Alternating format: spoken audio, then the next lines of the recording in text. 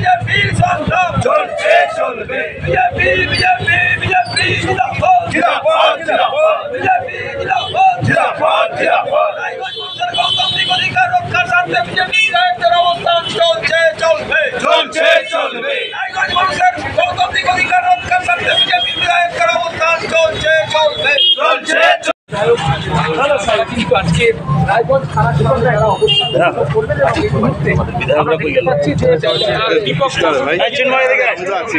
আমি তো ডুবিয়ে যেতে পারি। আজকে অত্যন্ত দুর্ভাগ্যের ব্যাপার, আমরা দেখতে যে হাতকড়া চোরেদের গুন্ডাদের পরানোর কথা, সেই হাতকড়া আজকে থানার গায়ে পড়ল। থানাকে আজকে হাতকড়া পড়াতে হলো।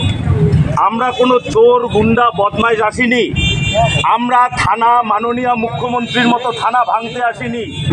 আমরা মাননীয় মুখ্যমন্ত্রীকে, আপনারা জানেন, তিনি আইসিকে তার চেয়ার থেকে তুলে দিয়ে সেই চেয়ারে উনি বসা লোক আমাদের মাননীয় মুখ্যমন্ত্রী। আমরা সেরকম কিছু করতে আসিনি। আপনাদের গেট আমরা ভাঙতে আসিনি। আপনাদের সঙ্গে আমরা মারপিট করতে আসিনি। আপনাদের এখানে তছনছ করতে আসিনি। আপনারা আজকে আপনাদের থানায় আপনারা হাতকড়া পরিয়েছেন, যে হাতকড়া গুন্ডা বদমাশদের হাতে পরানো হয়, এটা একটা প্রতীকী। আপনারা আপনাদের থানাকে আজকে হাতকড়া পরালেন, মানে থানা আজকে কত বড় দোষী।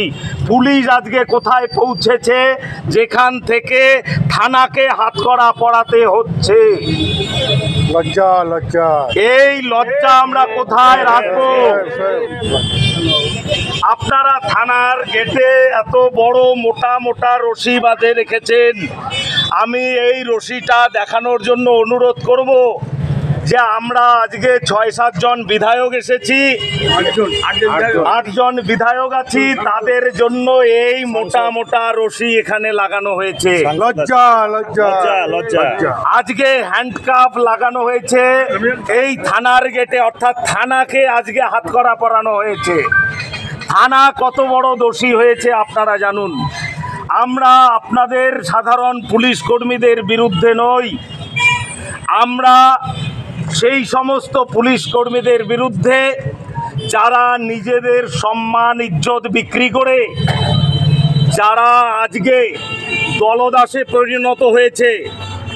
আজকে যে সমস্ত পুলিশ কর্মী, বিশেষত উচ্চপদস্থ আধিকারিকরা, তারা যারা ভাবে যে আপনাদের মাইনাটা ভারত সরকারের বা পশ্চিমবঙ্গ সরকারের কোষাগার থেকে নয়, এটা টালির ঘরের, মানে কালীর ঘাটের টালি নালা থেকে আসে, তাদের জন্য আমরা এই অবস্থান বিক্ষোভে বসেছি।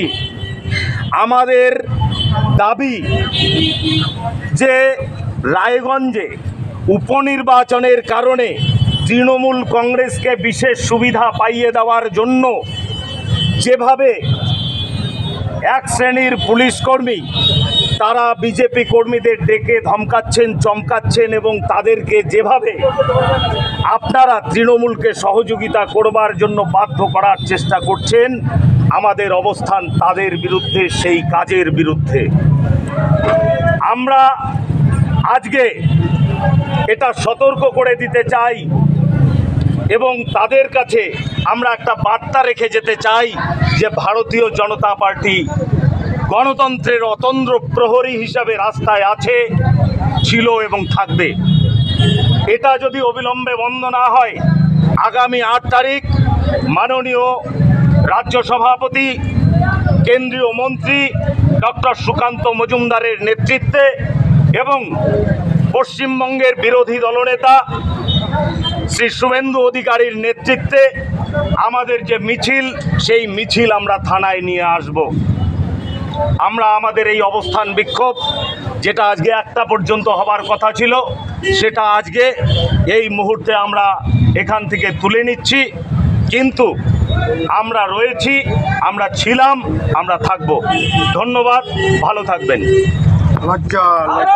উপনির্বাচনে দাঁড়িয়েছে, ফলে স্বাভাবিকভাবেই পরাজয়ের আশঙ্কায় নিজের দলের উপরে ভরসা না রেখে পুলিশ প্রশাসনকে কাজে লাগিয়ে তৃণমূল কংগ্রেসের নেত্রী রাজ্যের মুখ্যমন্ত্রী এই উপনির্বাচনে জেতবার চেষ্টা করছে।